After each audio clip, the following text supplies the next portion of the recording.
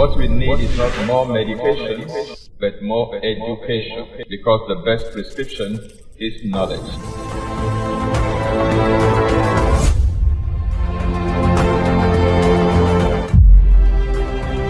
This is Exposé coming to you live from Lagos, Nigeria, every Monday on Instagram, YouTube, and Facebook simultaneously.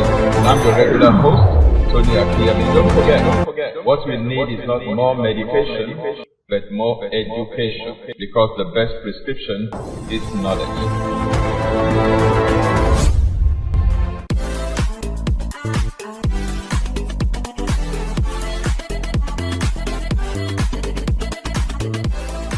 Hello and welcome to Exposé with Tony Akinyemi, this brand new month of November. Happy new month. I hope you've had a wonderful, wonderful first 10 months of this great year 2025.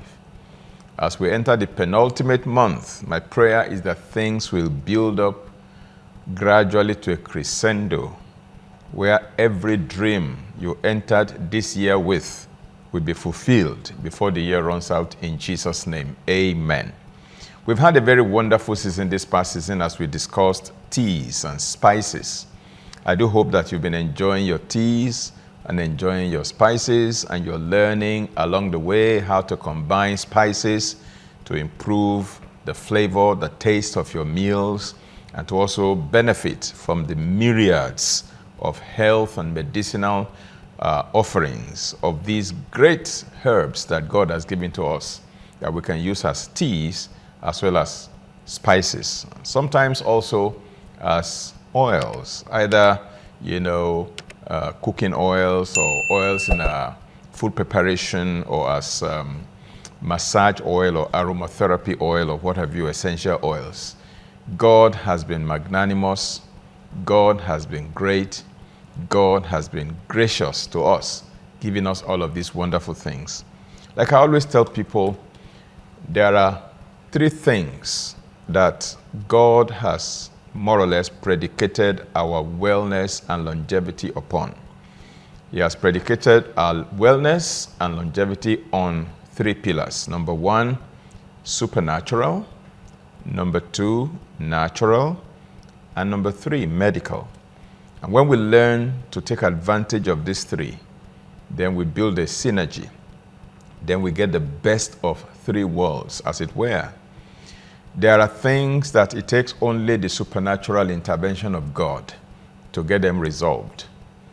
Natural remedies may not work. Even medical may be helpless. Haven't you seen cases where doctors will tell patients, oh, we've done everything we know how to do.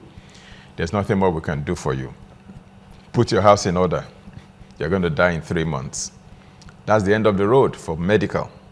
As fantastic as medical science is, as wonderful as medical science is, as great the giant strides that have been made in medical science, yet medical science is limited. As beautiful as natural remedies could be, fruits, vegetables, herbs, seeds, nuts, what have you, even water, oxygen, hydrogen, I discussed extensively on medical gases the other time. As wonderful as these natural provisions of God are to support our wellness, our well-being, and our longevity on our life's journey, they are also limited. But the only one that is unlimited is the supernatural power of God. For with God, nothing shall be impossible. I was privileged earlier in the year, during the first half of this year, to give a keynote speech at a medical roundtable where world-class medical professionals, consultants, and professors were the panelists. And in my keynote address, I emphasized the fact that we must not discount any of the three legs in this tripod. We must make room for the supernatural. We must believe God for His intervention, for the fulfillment of His promises, standing upon His word and claiming His promises for our healing, our health, for our miracles, for signs, for wonders. Okay?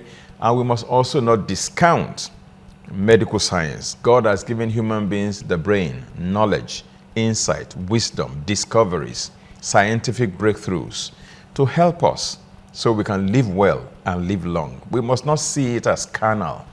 We must see it as God's blessing, God's provision. All the wonderful doctors, the surgeons, the anesthesiologists, the pediatricians, the psychiatrists, the cardiologists, all the endocrinologists, all the gastroenterologists, all the neurologists. I mean, different kinds of specialties, gynecologists and obstetrician, different specialties. God raised them and gave human beings breakthrough in scientific knowledge to support our life, to support our wellness, to support our well-being. And God also gave us natural provisions: carrots, tomato, apple, mango, banana, oranges, vegetables, seeds, nuts, you name them, herbs, spices. All of them combined, the supernatural provision of God, the natural provisions of God, and breakthrough in medical science. We must take advantage of the three, get the best of three worlds to have the best in life as far as health and wellness are concerned. We must not belittle any. We must not discount any. We must not despise any. What we need is collaboration among these three, all right? And then we can make significant progress in life and enjoy the best outcomes when it comes to treatment. Now, many people will say, no, I only believe in divine healing. In Yoruba language, when in those days, I used to be an interpreter from English to Yoruba for preachers when I was in high school, okay? I, of course, understudied more experienced and senior interpreters in those days. And when the pastor preaching in English would say, we believe in divine healing, the Yoruba interpreter will say, Agbagbo ninu iwosan lai loogun. In other words, they interpret divine healing to mean healing without the use of medicine, without swallowing pills or capsules or tablets or receiving injections or any kind of medical procedure or therapy for that matter. Divine healing. That is healing that happens purely by the power of God without any input from any other quarter. All right? And some people just stick with that. They say, that's all I believe. I don't believe in swallowing capsules. I don't believe in medications. I don't believe in this. I don't believe in herbs. I don't believe in this and that and that. That, for me, is an extreme position to take.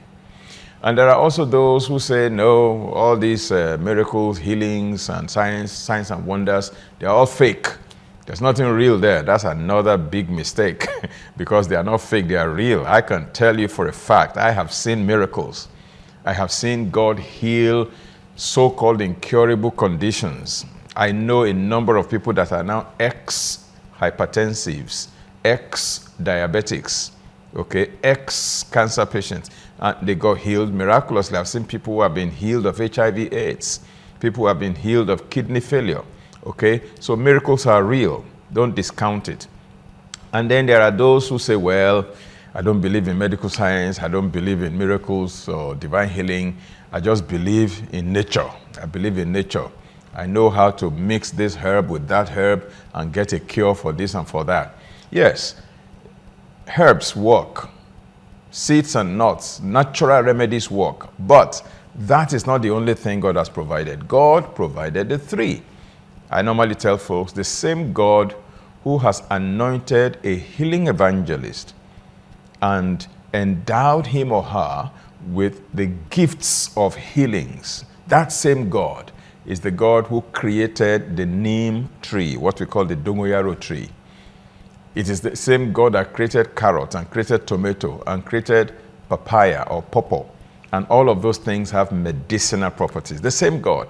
All of them originated from the same source. The healing evangelist was created by God, ordained by God, called by God, anointed by God, endowed by God to go out there and preach the gospel and heal the sick, raise the dead, cleanse lepers, open blind eyes. It's the same God that raised that evangelist. The same God created all the trees, all the fruits, all the vegetables that can also effect healings, provide, curative properties or what we call therapeutic effects, and also prevent disease, prophylactic effect. The same God. And it is the same God that also has helped human beings to scientifically make discoveries so that therapies can be developed. You know, I've heard of a particular doctor, for example, incidentally, he graduated his first degree from the same university that I attended, the University of Ife in Nigeria, which is now Obafemi Awolowo University. He studied medicine and surgery. By the time I was a student there, at the same time, I was studying engineering, he was studying medicine, all right? And he is performing wonders, incredible feats in the medical field. You know, he opens up a pregnant woman with a baby that is not yet due for delivery. The baby has a problem. He opens up the mother, brings out the baby, performs surgery on the baby, and puts the baby back into the mother's womb and sews it up again, and the baby grows to full term and then is delivered. So that baby is born twice, more or less. That's an incredible scientific and medical feat. And God gave human beings the wisdom, the knowledge, the understanding, the skill, you know, the insight, the capacity to be able to do such a thing. Is incredible. It's nothing short of a miracle of science. God endowed us with all of these things.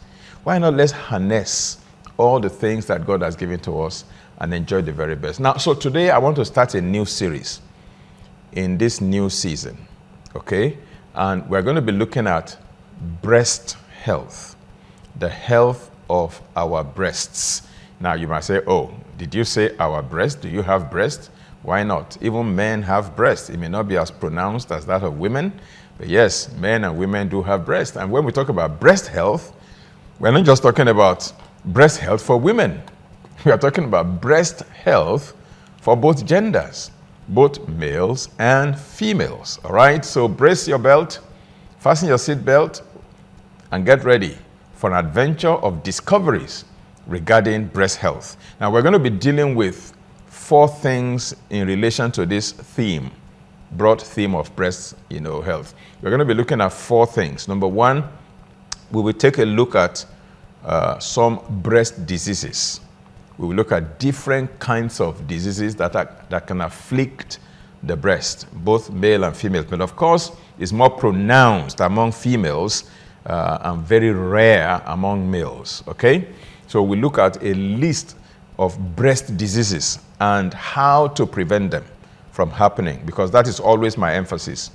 Is there anything we can do in order not to develop these diseases? And the answer is a capital yes. There are things we all can begin to do to prevent breast diseases. So we look at what are these breast diseases and what can we do to prevent them, okay? Then we will also look at number 2, breast screening. What kind of screenings can we do to detect early in case a breast disease is brewing somewhere? What are the screenings that can be done, for early detection? Of course, the best is prevention. The next best is early detection, all right? And then number 3, we're going to be looking at breast health. How do you care for your breasts to have the best of health in that region of your body? And then finally, we'll talk about something that is a little bit of the vain category, breast lumps, or breast implants rather, breast implants, which in my view is something that could be really dangerous for people to do, but yet people still do it. But we're going to be looking at 1 or 2 things about breast implants. So number 1, breast diseases. Number 2, breast screening. Number 3, breast health, caring for your breasts. And number 4, breast implants. So don't go away. I'll be back very shortly, because what we need is not more medication, but more education. For the best prescription is knowledge. God bless you. I'll see you soon.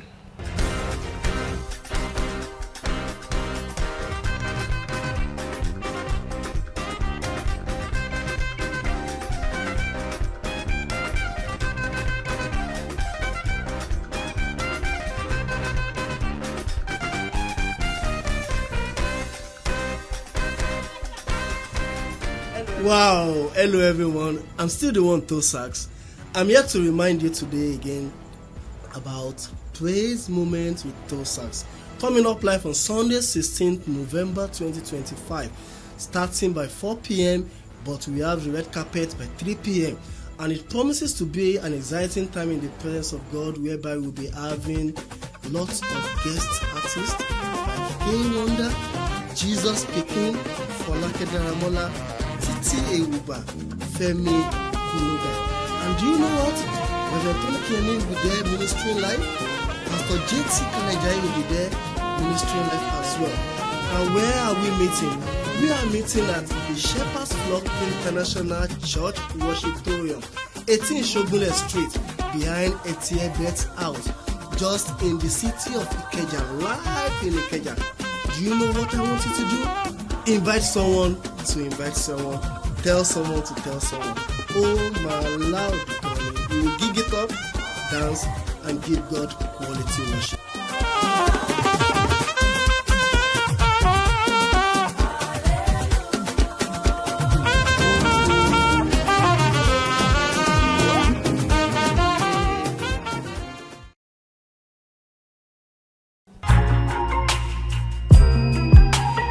Meet Emily.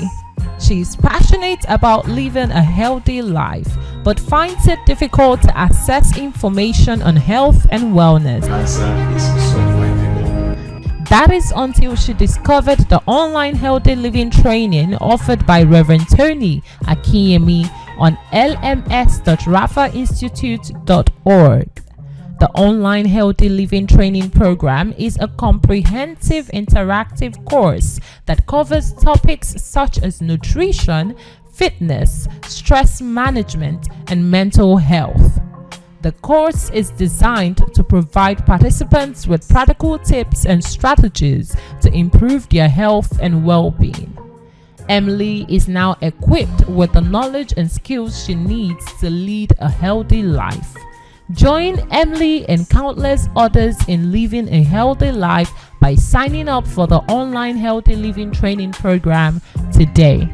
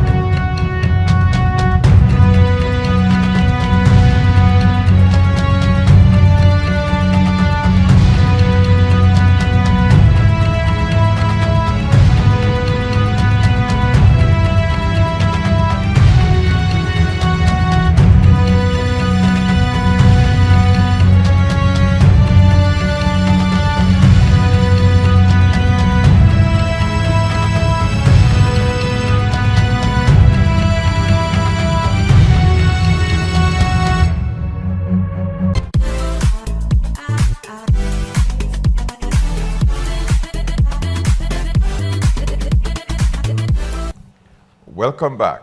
This is still Exposé with Tony Akinyemi, and I'm always delighted to be your host on this program. We're looking at breast health in this new season, and today is the first episode number 1. All right, I said we're going to be looking at 4 aspects. Number 1, we look at breast diseases, various breast diseases, and how to prevent them. Number 2, we look at different screening methods to detect early in case a disease is brewing in the breast somewhere. And number 3, we're going to be looking at breast health generally. How do you care for your body and for your breast in particular? And number 4, we're going to be talking about breast implants. Okay, so let's start with breast diseases. How do we know these diseases and work towards preventing them? Now, there are different kinds of breast diseases. When people think of breast disease, they often visualize breast cancer, okay? But a wide variety of other disorders can appear in the breasts. And it's not uncommon to find, breast lumps, for example, which are totally benign. When we say benign, we're saying it is non-cancerous. All right. Now, mammary dysplasia is an umbrella term that medical scientists normally use for breast diseases, and that involves benign changes to the breast, mammary dysplasia. All right. Now, breast diseases can manifest in the form of breast lumps, or breast pain, or breast calcification, or breast rash, or breast enlargement, or breast hardness, or nipple discharge from the nipple, and so on and so forth. Now, by the way, like I said earlier, let me emphasize again, breast disease is not limited to women alone, although we all know that it is more common among women than men, but it is not limited to women alone. Okay, now most women experience breast changes at some time in the course of their lives. A woman's age, the age of a woman, whether she is before menarche, or during menarche, or during her childbearing years, or perimenopausal years, or when she has fully entered into menopause. Now, the age of a woman, as well as the diet and the lifestyle of a woman, her dietary and lifestyle choices, okay, and her hormonal profile, as well as her genetic makeup, and maybe also the pharmaceutical drugs that she takes. All of these factors, let me go over them again: her age, her diet and lifestyle, her hormone profile, her genetic makeup, and if she's on any medication. These 5 factors and more may cause different, changes in the breast of a woman. Yes, her age, which may change the texture of her breast. Her diet and her lifestyle may impact on her breast health. Her hormonal profile, whether her hormones are balanced or imbalanced, will affect the health of her breast. Her genetic makeup, whether she comes from a bloodline, for example, of people who have this mutated gene, they call it the BRCA gene, BRCA1, BRCA2, that's BRCA1, BRCA2. These are specific genes that runs in families, and in some families, those genes are already mutated. And so people that come from that bloodline and have, the mutated BRCA1, BRCA2 gene in their blood are at higher risk of developing breast cancer, for example. So a person's genetic makeup and the drugs, pharmaceutical drugs that a person is taking, all of these can cause breast lumps, they can cause breast bumps, they can cause breast cysts, they can cause, discharges of fluids that are not, breast milk. And some of these can cause changes in the breast. So it's important to understand the factors that can affect, a person's breast health. Right, so let's go on. Now, preventing and addressing breast diseases, is key. But before you can prevent a disease or address a disease, you have to first of all know what is the disease and what causes the disease. So I'm going to run you through, a cursory look at different diseases that can afflict the breast. Okay, we're not going to delve into deep details as to what these diseases are, their etiology, and how they are diagnosed, and the treatment plans, and whatever. We're not going to go into all of that because we're not in medical school here. We're just having Exposé with Tony Akinyemi, a layman talking to other laymen and laywomen. All right. So let's look at different breast diseases. The first one we're going to talk about is fibrocystic breast changes. Changes that can occur in the breast, particularly of a woman, is number 1, lumpiness. Feel lumps, okay? Thickening of the breast or swelling of the breast, okay? Often just before a woman's monthly menstrual period. Usually, some women or most women will notice some changes. Some become tender, the breast becomes tender, becomes sore, and what have you. These are fibrocystic changes, okay? Number 2, there can also be breast cysts in the breast. Now, by the way, a cyst is a sac that is filled with a fluid, okay? Fluid-filled lumps or sacs. If it is present in the breast, it's called breast cyst. It can be present in the ovaries, and that will be ovarian cyst. And when there are many of them in the ovaries, okay, it's called polycystic ovarian syndrome. In other words, so many ovarian cysts present in the ovaries. Now, when you hear poly, it means many. That's why we have polytechnics, all right? So polycystic means many cysts present in the ovary. Polycystic ovarian syndrome. But we're not talking about the ovaries this time. We're talking about breast health. So we have breast cysts. That's the second problem that can afflict the breast. Then we also have a third one called fibroadenomas. Now, fibroadenomas are solid, round, rubbery lumps, that move easily. When you touch it and palpate it, they tend to be moving around within the breast as you are touching it. They are not glued to a particular location. They are just moving around like that as you palpate it. And it occurs mostly in younger women than older women. They are called fibroadenomas. Now, the fourth kind of disease that afflict the breast are intraductal papillomas. Intraductal papillomas. These are growths that are similar to warts, warts, W-A-R-T-S, and they grow near the nipple. It's called intraductal papillomas. Then we have number 5, which is a situation where the milk ducts get blocked. The duct, the passage where milk flows through from inside the breast to come out through the nipple, that duct or many of the ducts can be blocked. It's called blocked milk ducts. It's an affliction of the breast. And then, of course, we have those who may be lactating when they are not pregnant. They are not breastfeeding. In fact, some of them are not even married. Some of them could even be virgins, and yet their breasts are producing milk. They are lactating, okay? Milk production, that is not normal, and that shouldn't be. That's an abnormality going on there, usually due to hyperprolactinemia. Hyper means very high. Prolactinemia means prolactin is a hormone. The hormone that helps a woman when she becomes pregnant to start making the breast ready to produce milk to nurse the new baby when the baby is born. So prolactin is involved in milk production in lactation. Now you find some girls, some ladies, maybe teenagers, maybe in their 20s, some in their 30s like that. They are not married, they are not pregnant, some of them are even virgins, and yet their breasts are producing milk due to high prolactin level, which is known in medical jargon as hyperprolactinemia, okay?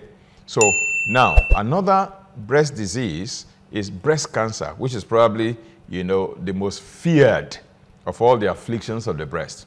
It's a malignant form of breast disease, and this is perhaps the most dreaded of all breast diseases. When women hear, you have breast cancer, they think they're going to die. Now, breast cancer is not a death sentence. Indeed, all cancers. I always tell folks that cancer is a word. Cancer is not a sentence, and certainly not a death sentence. Particularly, number one, if you catch it early and if you do the right things, you're going to survive it. There are many cancer survivors right there around the world.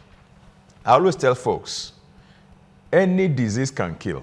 Any disease, even malaria. Of course, malaria has claimed many lives. Malaria, as simple and as treatable as it is, it can kill. And as dreaded and deadly as cancer is, cancer can be cured.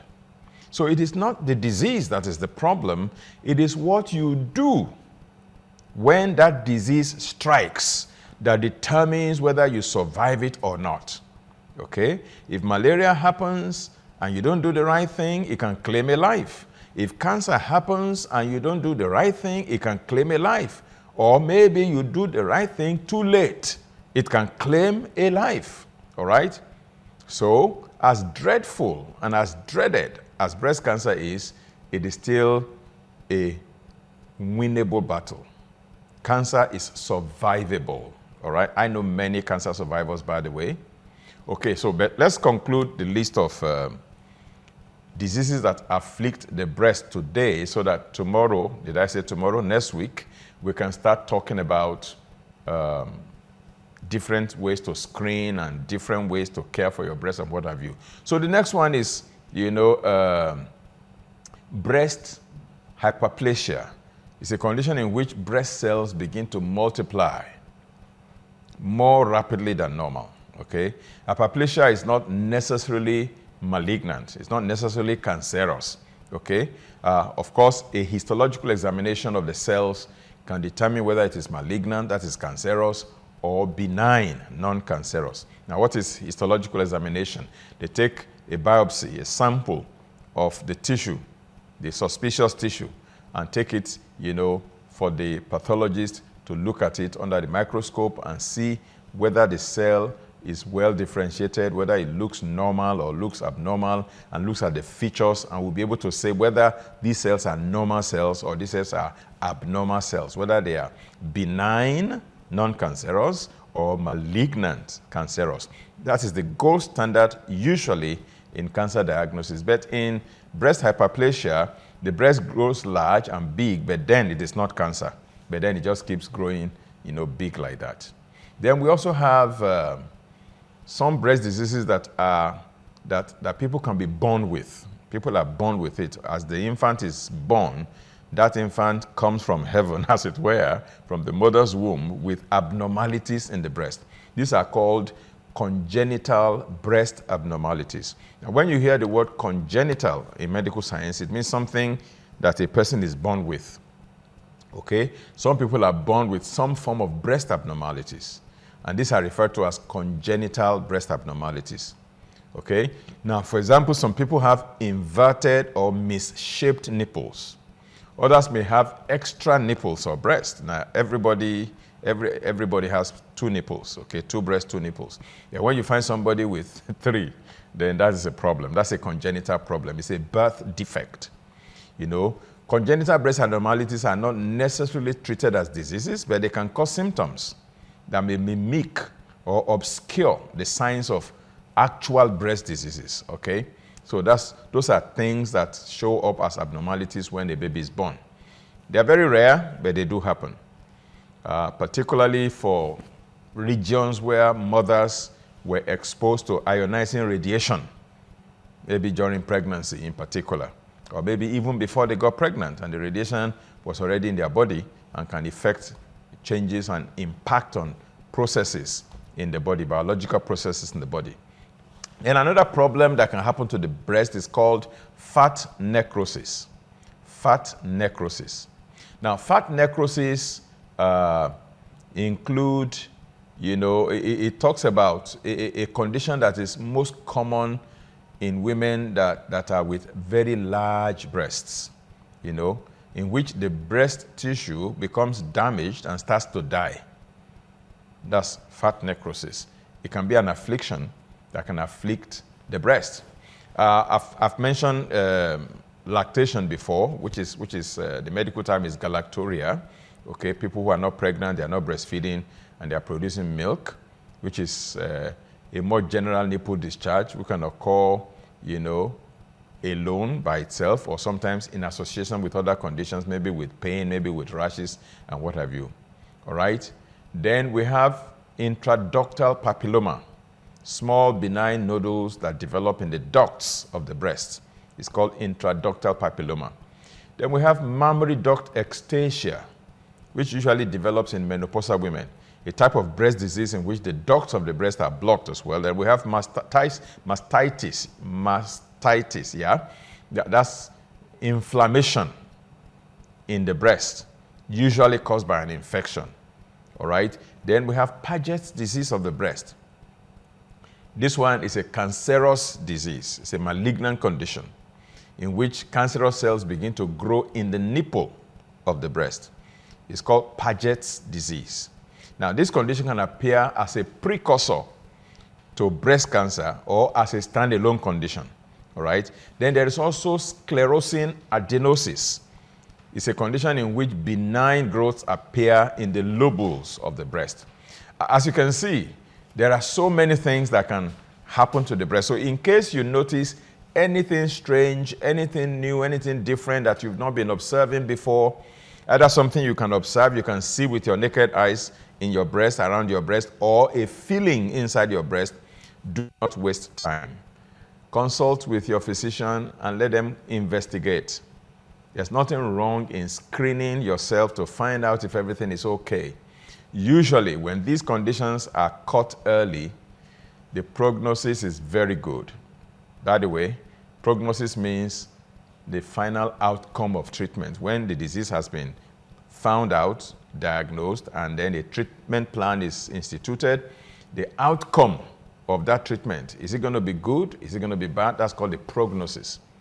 Where will this lead to? When you screen early, when you suspect anything strange, and you go for screening, and the right things are done for you, even where a disease of the breast is diagnosed, as long as the right steps are taken to address it, the prognosis is usually very good. All right? But if you delay and you say, "Shebi, it's just a lump," "Oh, it's just, I don't know, it's not paining me." Oh, sometimes when these things appear, particularly lumps that are actually breast cancer, lumps in there, they don't usually start with pain. It is usually towards the tail end, because cancer goes through 5 stages. You have stage 0, which is carcinoma in situ. Then we have stage 1, then stage 2, then stage 3, then stage 4. So 0 to 4, that's 5 stages. 0, 1, 2, 3, 4, 5 stages. When it is still in stage 0, stage 1, stage 2, that's the first 3 stages, you may not feel any pain or whatever. Usually it is when it gets to stages 4 and 5 that pain comes in. And when you go to see your doctor at that late stage, okay, usually there's not much that can be done except a miracle happens and God shows you mercy. So the best thing is, number 1, take steps to know what diseases can afflict the breast. Number 2, learn how to prevent those diseases. I'll be sharing them in this series, how to care for your body and your breast in order to prevent these diseases. But despite our best efforts, even when you have done all you have to do, it may still happen that, due to factors beyond human control, beyond your personal control. For example, people who have the genetic predisposition, there's nothing anybody can do about your genetic makeup. Your genetic makeup is your genetic makeup. You can only do things to prevent the triggering, to trigger those genes to express. You can do something about that. I'll talk about that later. All right? If there is ionizing radiation and there is pollution everywhere, okay, it may be outside of your control. So your diet may be good, your lifestyle may be good and all of that, but can you control the industrial pollution outside there? Can you control the ionizing radiation out there? You cannot, okay? So despite our best efforts, diseases may still happen. But when they do happen and you are you are living, not carelessly or being carefree, but you are living and you are very observant and watchful. The Bible says watch and pray. You are prayerful and you are watchful. Then when disease occurs, you can catch it early and it can be nipped in the bud before it becomes a monster. All right. So this is how far we go today as we draw the curtain. The first episode on breast health. I see you same platform, same time next week by the special grace of God, God's sparing in our lives.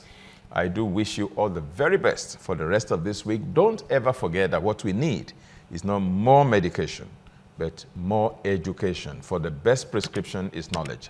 I always say to be informed is to be transformed, and to be uninformed is to be deformed. I hope the pieces of information you are receiving will be helpful to you and to those in your sphere of influence. Tell your friends and neighbors to join us next week, same time, on YouTube, on Facebook, 8 p.m. West African time. God bless you. Bye-bye. I love you. Have a terrific week. Meet Emily.